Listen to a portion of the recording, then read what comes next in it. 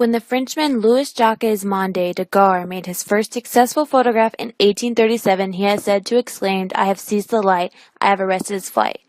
Centuries of experiments preceded Daguerre's discovery. As early as the 10th century, Chinese and Arab astronomers observed that when a light entered a dark room through a tiny opening in the wall, they were able to see an inverted image of the outdoors on the opposing walls.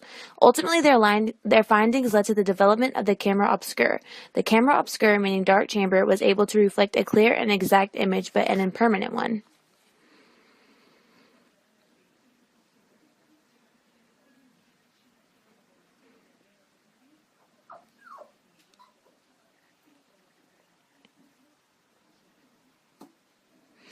In 1839, another English scientist and inventor, Henry Fox, succeeded in making images directly on paper. 5 years later, T'Ball perfected this process and named it calotype.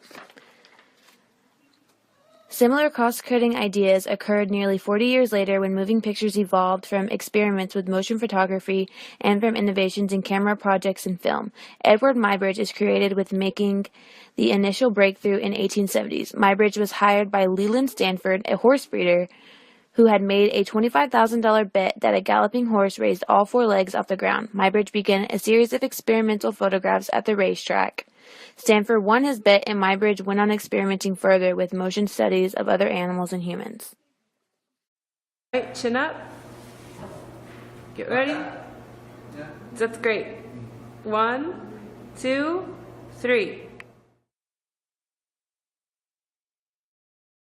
Occupational portraits were common during the late 19th and early 20th century. These little portrait photographs reveal quite individual personalities despite uniformly stiff poses and stern faces. The carpenter posed as if actually working, but he wore Sunday best clothes. The toolmaker wore his leather apron and rolled up his shirt, but he posed in the most formal manner. The capacity of this new medium to record a likeness was a major factor in its immediate success. Eugene Agate photographed Paris for 30 years every morning, walking outside and taking different photographs. Considering the scope of Agate's work, it would seem that he was attempting to preserve a Paris already in the theories of change. Frequently, he photographed the same subjects again and again. He mentioned in a letter written only a few years before his death that he had all the old streets of the old Paris. Agate was a master of detail and mood, an artist capable of discovering beauty in the most nondescript corner.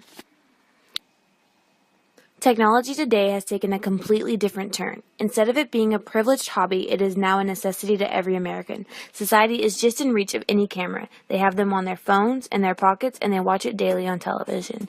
It has become a social issue because the people have become too intact with their phones. They use them too often because certain social medias such as Instagram and Snapchat motivate them to do such things. Eugene Agate photographed Paris for 30 years every morning, walking outside and taking different photographs. Considering the scope of Agate's work, it would seem that he was attempting to preserve a Paris already in the theories of change. Frequently, he photographed the same subjects again and again. He mentioned in a letter written only a few years before his death that he had all the old streets of the old Paris.